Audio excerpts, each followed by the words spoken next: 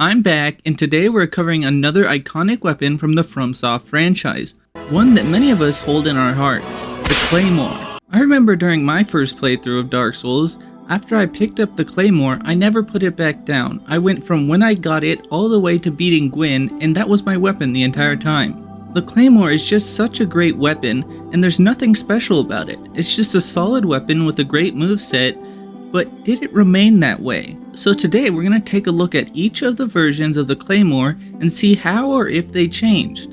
Once again, I'll have to address something before we start, and that's the fact that the Claymore was in Demon Souls as well.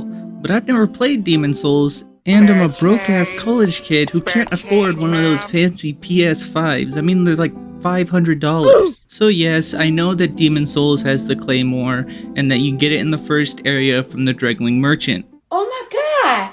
What is that?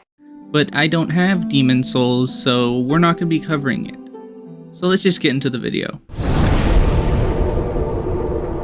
Like I said before, I'm pretty familiar with the Dark Souls Claymore, and I have used it extensively, but now going back, its moveset is kind of lacking. Personally, I would have preferred the two-handed R2 to be a thrusting attack like the one-handed R2, but its damage is still really good. Now, onto where you get the Claymore, and this is one of its key features, and that's that it can be gotten surprisingly early in the game, but it can be difficult to get at times. It's found on the bridge after the Taurus demon, and is guarded by the infamous Hellkite Wyvern, which can be a pain in the ass for all new players. All you need to do to deal with the Wyvern is grab a bow and a couple arrows from the Undead Merchant. Then you just need to stand here in this cutout after baiting out the Wyvern's fire once to kill all the hollows. And then just shoot the Wyvern in its big dumb head and it'll jump down, undoubtedly with ill intentions in mind. Now we want to quickly run by him and get to the bonfire. And now that you're past him, he'll quickly return to his perch and then fly away. Now we can just walk back over this way, and here it is, and it's glorious. I'll be honest and just say that I have never used the Dark Souls 2 Claymore before this video, but after using it I can say that I wasn't missing out on anything. While the Claymore is a pretty good weapon, it just isn't the same as before, as it no longer fits the mold of a powerful early game weapon. As it's possible to get it early, but you'd have to be clinically insane to do so. It really just comes down to the fact that it isn't that notable, and there are other weapons that stand above it, such as the Dragon Slayer Crescent Axe, which has a lower requirement, and yeah, it's free. Oh yeah, I haven't even mentioned where you get the Claymore, and that's from the head of Verngal, which is a merchant in the Shaded Woods area that's literally just a head sitting in a pile of rocks. You can't buy anything from him until he's done with his little yapping session, and he'll now sell you stuff like the Claymore for 4,300 souls, or the Greatsword for 5,000 souls. Well, shit, that's the final straw. For only 700 more souls you can get the Greatsword, which is actually an insanely good weapon that I might make a video on in the future. Ultimately, I can't justify spending souls on an average weapon early in the game when there's literally a better weapon in the same shop. So maybe you like this weapon, and it's not a bad weapon, but I would never recommend it to anybody, because why would you go out of your way to grab this weapon? I'm not even going to mention the fact that it's so malformed that most people probably didn't realize it was the Claymore, because, I mean, look at this shit.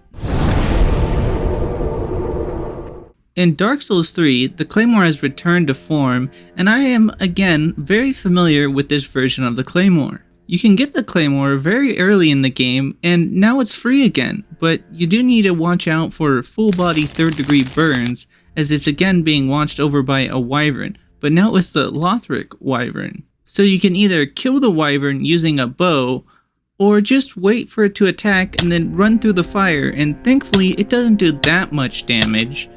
Just go up these small stairs and then you can grab the Claymore right here. As this is Dark Souls 3, now the Claymore has a skill, and it comes with the Stance skill, which is common on both great swords and straight swords. The Claymore in this game is pretty good, and it can take you through the entire game. But say, what if you want to power stance 2 Claymores? Do you have to go all the way into New Game Plus? Thankfully, you don't. Unlike in the original Dark Souls, it's also dropped by an enemy, which is the Ithrillian slave warriors found in the Ithriel of Boreal Valley. But getting a Claymore can be pretty rare, as the drop rate is only 2%.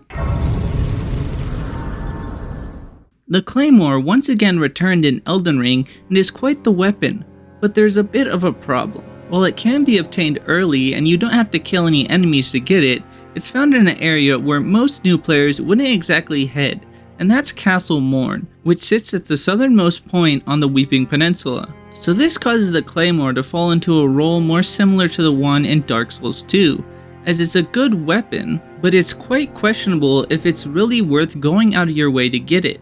As to get to Castle Morn, you'll likely end up passing by 2 other greatswords to get the Claymore. There is one thing that I haven't mentioned yet, and that's the Ash of War, which is really good if quite nonsensical.